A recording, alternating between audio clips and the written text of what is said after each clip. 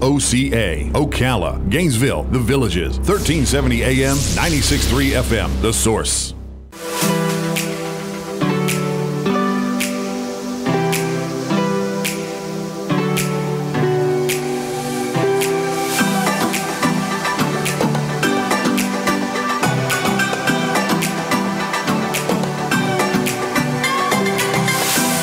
All right, 5 minutes after 11 o'clock. Thank you for tuning in. When you talk about your life and you go back to some of the cool things that have happened in your life, I wonder how many of you have had this experience that Robin and I had. Years and years ago, Robin and I had a radio show for children, and it was an hour long. It was on digital cable radio, and it was songs, stories, and dialogue that Robin and I wrote. And so, gosh, we did it for like 2 years, and then we had these piles and piles of papers, and we did not have the internet back then. I can't remember if we had computers, but I know all the stories were printed on paper. Yeah. So we said, why don't we put a book together of these? Okay, so long story short, we did. And then fast forward to what I'm getting at here. I'm getting at the school that sent us a video of the Santa Claus looking guy. Yeah. He wasn't Santa Claus, but he had that Santa Claus look to him, right? Sitting in the big Santa Claus-like chair, right? Reading one of our stories to the kids. And I just thought, oh my gosh, this is the pinnacle of everything we ever worked for. It wasn't the radio show. It was the idea of somebody else reading one of our stories to these little children, right? Oh, yeah. And the face of the children, my gosh, I was so glad the cameraman turned the camera and got to let us see what they were feeling, or at least you could sort of think it, right? But what we didn't know is it was actually a science that makes this a really wonderful thing to do. So if you have not read to your children, you got to do this, or volunteer. We have a program in Ocala, this every year or something like that, where they ask people to come and read to the children in the libraries. Meghan Gurdon has a book. I want you to check this book out. It's called The Enchanted Hour. Meghan is a journalist, a children's book reviewer for the Wall Street Journal. She's an essayist, a book critic, a former foreign correspondent. But that's like an IQ test. Which one doesn't fit? That one. She's a contributor to the Washington Examiner, the Daily Telegraph, the Christian Science Monitor, and it goes on and on and on. And our favorite publicist is her publicist, Donna Gould. Yeah, no question. Up in New York, New Jersey, wherever. Yep. Meghan Gurdon. Good morning, Meghan. How are you? Oh, good morning, Larry. It's so nice to talk to you guys. Oh, my gosh. I love what you're saying. I was reading the prep material. We don't have the book yet, but I just love what I think this is about. Help us understand what this is about so that maybe I can tell you if I'm right or not. Yeah, absolutely. So I'll tell your listeners what the subtitle of the book contains a lot of the goodness of it, and that is that the book is The Enchanted Hour, the miraculous power of reading aloud in the age of distraction. So as you were saying, reading aloud is great, and that's a perennial. But right now, it's actually very, very important. So what I'm talking about is that turning off your phone, picking up a book, and reading out loud. And to children, definitely. To older children, definitely. To teenagers, definitely. Husbands and wives, definitely. And even to our elders. It's incredible what it does. I love that. Do you know, I used to do this. I worked as an activities director at an assisted living facility, and I had radio background, and I used to say, does anybody want me to read the newspaper to you guys? Because I know you don't all have the best vision. Oh, my gosh. I had this hour every morning where I would just read the newspaper. That's an enchanted hour. And they would ask me to read the craziest columns. The bridge column makes no sense to me at all, but I would read it. So tell me about the science behind this. What does this actually do? And it sounds like we had maybe an intuition about this as human beings. Well, there is. I mean, it is a very, very deeply human activity. It's something that goes back. I mean, human storytelling is one of the human universals. You go to any society, anywhere in the world, at any point in history, and we have storytelling. And what we do when we read aloud, of course, is we're not just drawing from our own supply of stories. I mean, some of us are gifted storytellers, and some of us are not so good at it when we try to tell stories. But, you rely on authors who spent a lot of time, thinking about how to present things for different age groups. And it's this wonderful way of channeling the power of story, in your own private life. So you asked about the science. What we know now is some extraordinary things. When you read to a child, let's talk about little ones, right? So 0 to 5, let's say. Yeah. When you sit with one of those children, or with a bunch of them, and you read to them, there are things happening physiologically that are very rewarding for both the reader and the readees, as it were. The stress hormone cortisol decreases, and the bonding hormone oxytocin increases. So that feeling that you get when you sit down and read, that you think, oh, this is nice. Well, it's for real. Something is really happening. We also know that when little children are read picture books, it engages their brains in one of the most extraordinary and integrated ways that you can imagine. You get all the different brain domains are brought in, like skill refinement, introspection, creativity, higher order visual and memory networks, language, the processing of visual stimuli. And this is these very important for little kids, because those early years are when their brains are growing like crazy. And so the synchronizing and connecting of their brain networks is actually helping to build the architecture for their brains for later in life. So it's very, very formative. And this is, I will just say quickly, totally different from what happens when a child of the same age watches a video. Then not much is happening in those those brain networks. They process the visual, but other than that, not much.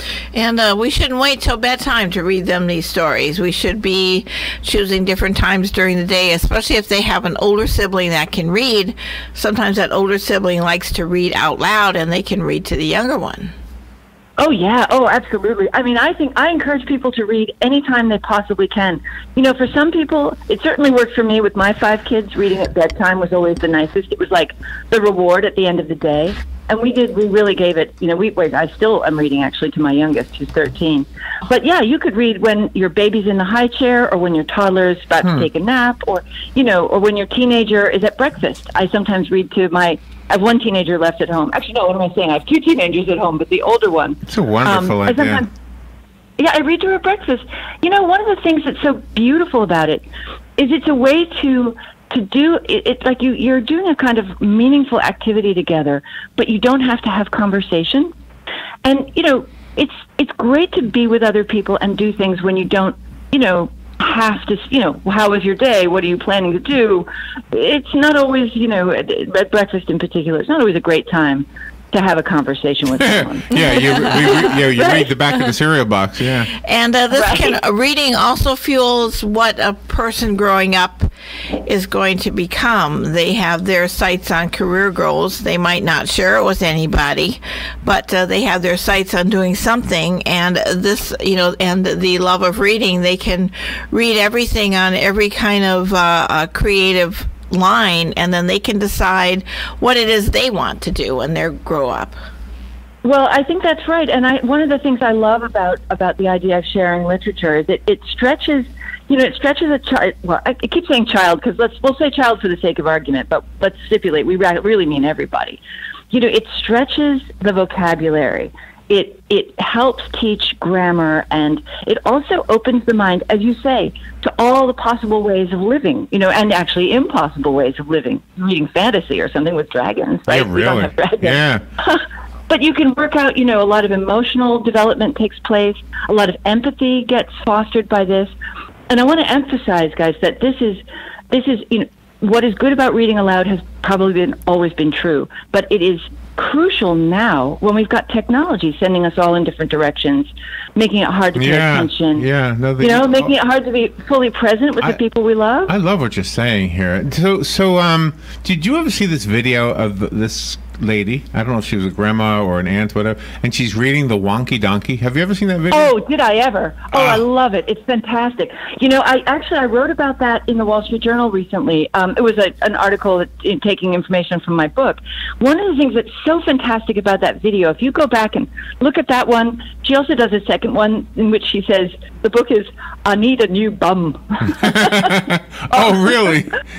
Yes, because, as she says, the old one had a crack in it. Oh, that's funny.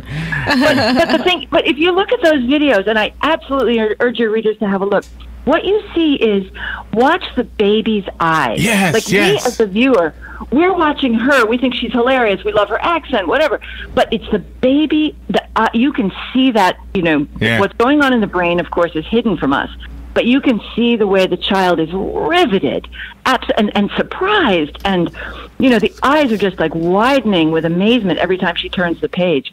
That is gold. That is absolute solid gold. And it stays with you forever. I'm going to give you proof, right? I'm 64 years old. I'm 64 right now. I'm going to tell you about my 4th grade teacher. Her name was Mrs. Foster, and she read aloud Mr. Papa's Penguins. Oh, yeah. And I remember we had to wait for the 2nd chapter each day or whatever it was. And so that really by her doing that, for me to remember it, I bet I'm not the only one from that class all those years ago that remembers that.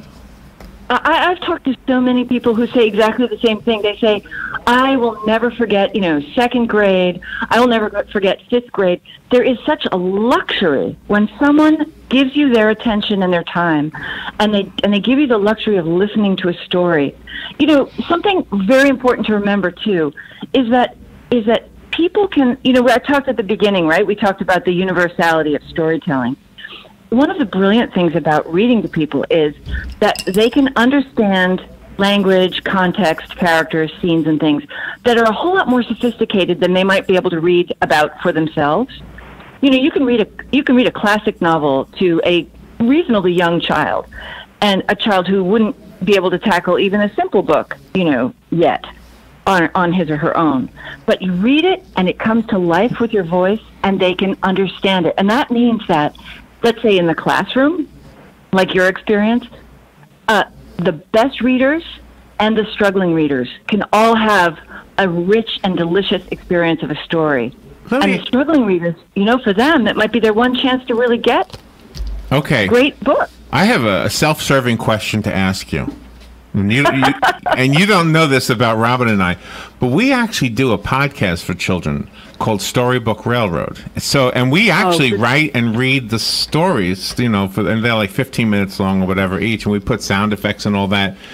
Does that do the same thing? And don't say yes just because we do it. I mean, because I'm sure that there's an audience for that because we see the numbers, but I just don't know that that's the same effect of somebody sitting in the room with an open book. Yeah, it isn't. It's still great. I mean, I would never criticize. I mean, what you're doing is fantastic, and we all love audiobooks. I mean, many of us now use audiobooks as a wonderful adjunct to other kinds of reading. Your book is an audiobook, by the way. Yeah. Right? Yeah. Yes, and I recorded it. I recorded it. Okay, nice. Great. Yeah, and just got a great review, by the way, everyone. But you got a lot of great reviews. Let me brag about your book a little bit. The book is called The Enchanted Hour. It is written by our guest, Meghan Gurdon, and the subtitle really says a lot. The miraculous power of reading aloud in the age of distraction. My gosh, you're making a really great case for reading aloud. So tell me about, and the reviews are just 5-star reviews across the board on Amazon. So tell me about the one that you were referencing. Oh, this is terrible. I don't mean to puff myself. No, it's from Audiophile, and it was actually a review of the audiobook. And that, I love to read aloud, but I'll tell you something. When you are sitting in the booth, and you guys have done a lot of recording, it's hour after hour after hour after hour, and to keep it feeling fresh was a real challenge. So I was thrilled to get a very positive review from Audiophile. I love this. I just clicked buy. I just bought your audiobook.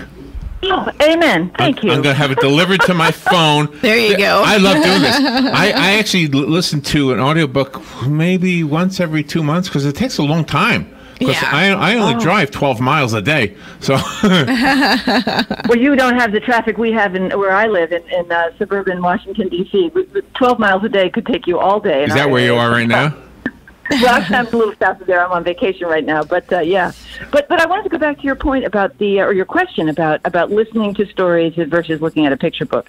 The brain science that I have seen, it relates to small children, and that in that case, small children, it isn't quite as good for them. It doesn't engage all their brain networks the same way that the picture book experience does. Doesn't mean it's not a great thing. Just means it's not the optimal thing, right? But where I was going with that? I know I had another point. Never mind. Okay, well, I'll just say that. That's the thing. And when a person writes a book for a child, they need to write specific books for the non-sighted children as well, with more narrative in there. Yeah, that's interesting. You know, there's been a drop off in the number of words. I see this as a book critic, of course, and as a mother and a consumer of children's books. You know, 50 years ago, there were a lot more words in picture books than there are now. There are fewer words, generally speaking, in picture books. We are perhaps becoming more of a visual society. But, you know, having said that, it is also the case that picture books, even if they don't have, you know, enormous numbers of words per book, over the aggregate, if you read a couple of picture books, if parents just say, all right, I can't read for an hour a day, I'm just going to do 2 picture books a day, right, for a year, let's say you take that on. It's not very much of a time commitment, maybe 5-6 minutes.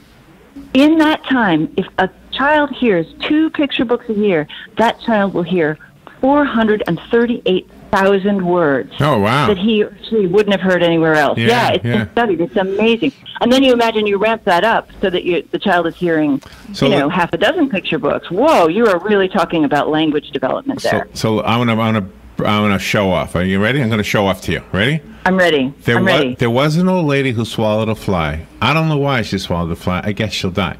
There was an old lady who swallowed a bird. How absurd! No, a spider. Oh man, I forgot it. But the point I was trying to make by doing that is I remember reading that story a gazillion times. In other words, one book gets read over, and the children will say, "Hey, can you read this one? We read that one yesterday. Oh, I want to hear it again today." Again. And the old lady who swallowed a fly, I remember reading that a million times to my son when he was little. Yeah. Yep. And you know something? I think it's a near universal complaint of parents, like, oh, they want to hear that book again.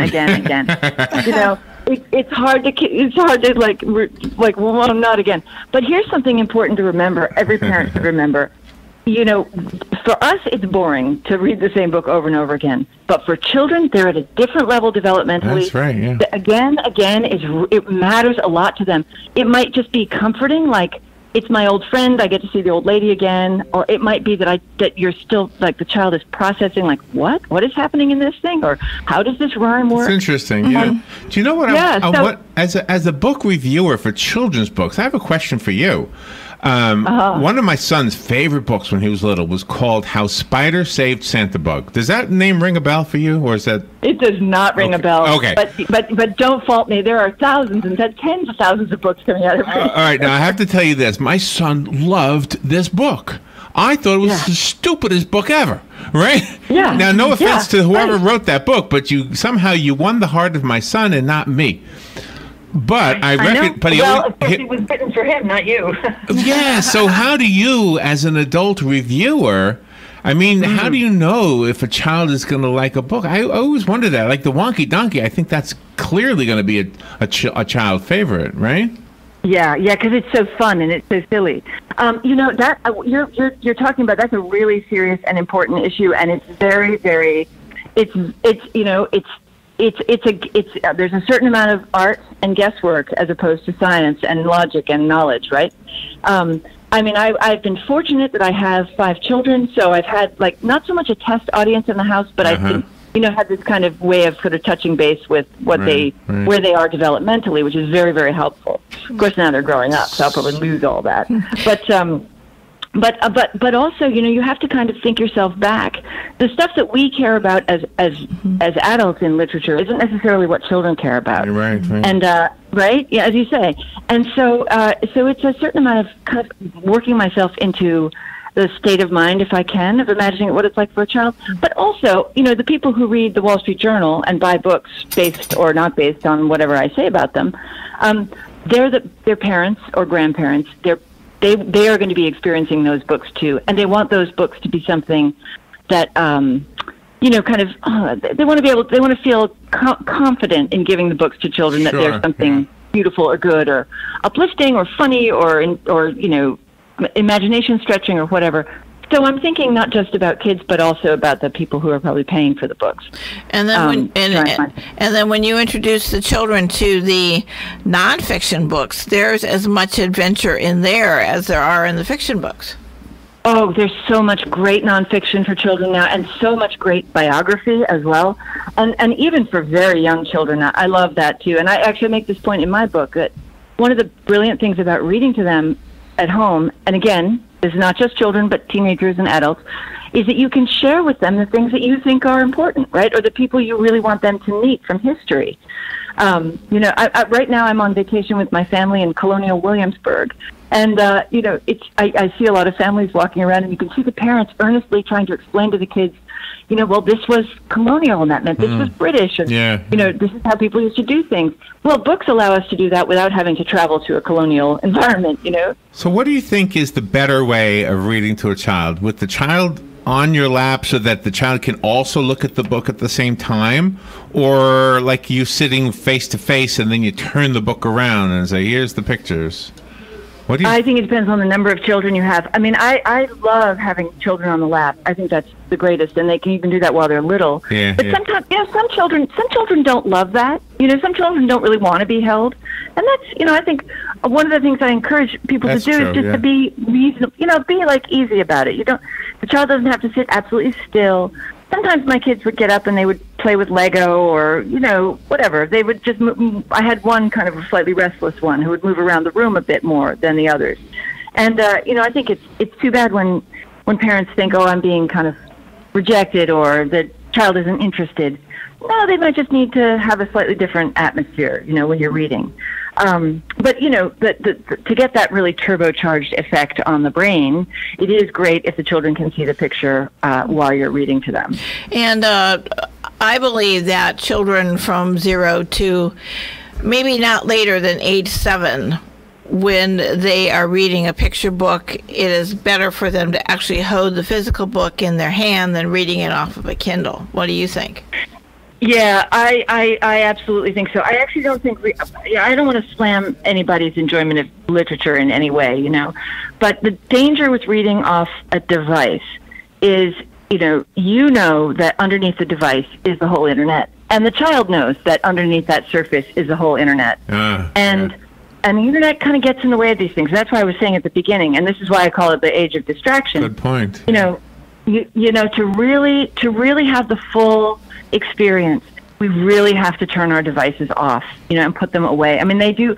There's a lot in the book about this, which I won't go into detail about now. But having technology around is actually very distressing for children in an emotional way. We as parents, we forget what happens to our faces when we go online.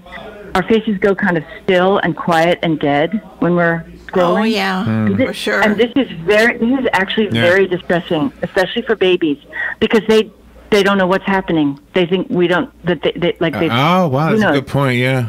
I think your book is doing a couple things. It's reminding us of something we already knew, first of all. Yep. But one of the comments in the reviews, if I could just read one sentence from one of the reviewers, really speaks to the people who already know this, but about your work as a researcher. And this is what the reviewer writes. Let me find it again. Some things I had not realized before reading this book.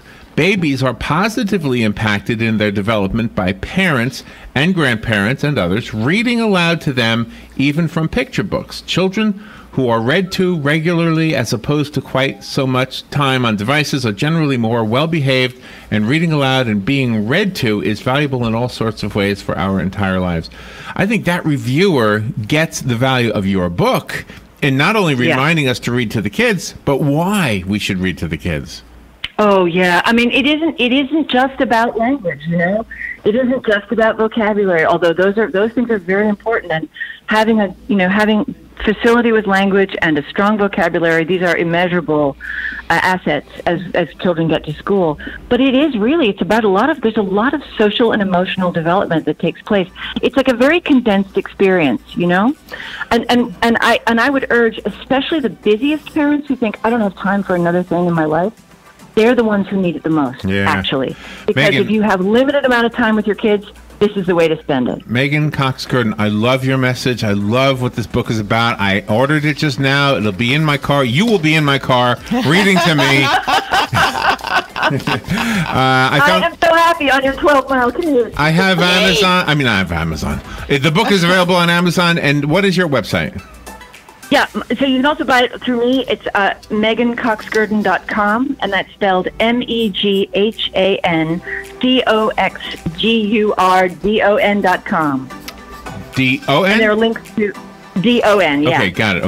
Thank you so much. Meghan, thank you for being on the air with us. Say hi to Donna for us. I will do. Larry and Robin, such fun to talk to you this morning. Thank you so much. All right, we'll be right back.